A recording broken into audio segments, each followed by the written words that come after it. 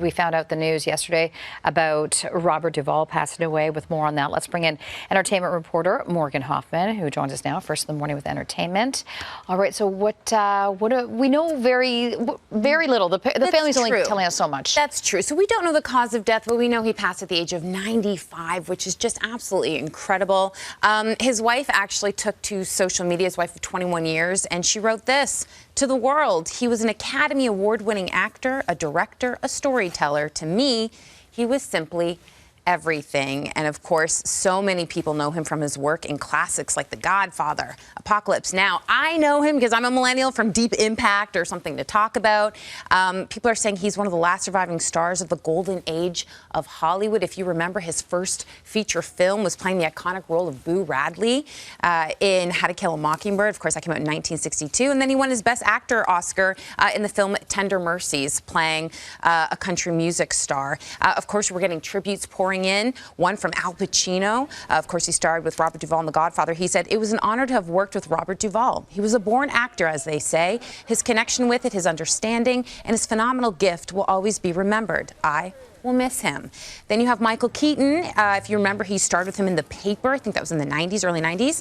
He took to Instagram and he said, "Another friend goes down." Of course, he's referring to Catherine O'Hara, who he just also released a statement for just last week. He shared, "We shared a great afternoon on my front porch, talking about horses. He was greatness personified as an actor." And then Kevin Costner, I saw this over the weekend. He released a behind-the-scenes video of their 2003 Western film called Open Range. This is a movie Kevin Costner starred with him on and also directed him in. And he said, "I'm forever grateful for this opportunity to have worked with Bobby. To me, he'll always be boss."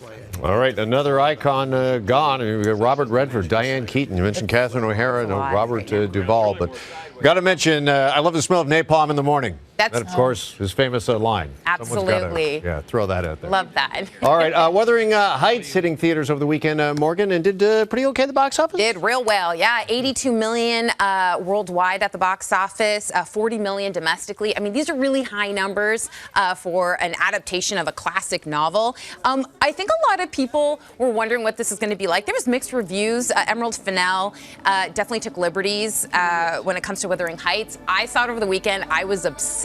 I thought it was so great. And people just can't stop talking about it. If you watched our show on Friday, you'll know we had a worldwide exclusive of this stagecoach. You two were outside. Out in the cold, showcasing what that looked like. I went out without a jacket on, but it was worth it because it's so beautiful. And then Carolyn, I know we talked about this already, but you honestly had the Canadian exclusive when you spoke to Jacob and Margot together. And if you missed that, you can check it out on our YouTube page. So yeah, this movie's doing quite well, despite people who are fans of the original, the classic book. Aren't happy that Emerald Fennell, the director, took some liberties. But you know what? It's an adaptation, and if you go in knowing it, I tell you, it's one of the most visually beautiful films I've ever seen. Yeah, that's what art is all about. It's in the eyes of the beholder, and yeah, exactly. It is. It's interpretive. Yeah. And I mean, I'm a fan of the novel. It was one of my favorites growing up. But while as a storyteller, I would have maybe done something a little different. But I appreciate this version. Yeah, it's cool. Yeah, no, it's very neat. And if you haven't seen that interview with Margot and Jacob, we do ask them a question about if Catherine and Heathcliff were to date in the modern world. Yeah.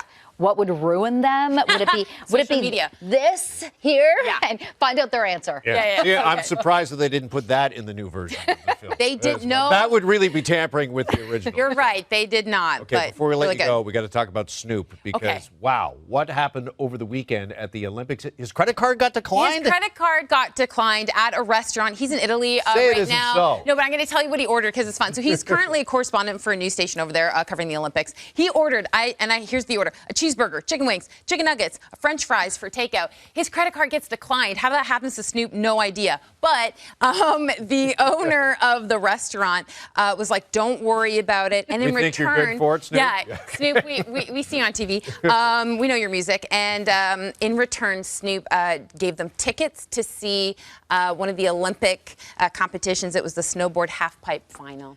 I love it. They're covering the Olympics. How cute. Right. So that's his currency. Yeah. So Olympic tickets for the I'm thinking sounds that pretty good to me. the restaurant came out ahead probably with 5 Olympic tickets. What is that worth next to what he ordered? Next to cheeseburger, chicken wings, probably like $15. So yeah. Yeah. All right, Morgan. Thank you so much. Appreciate it this morning.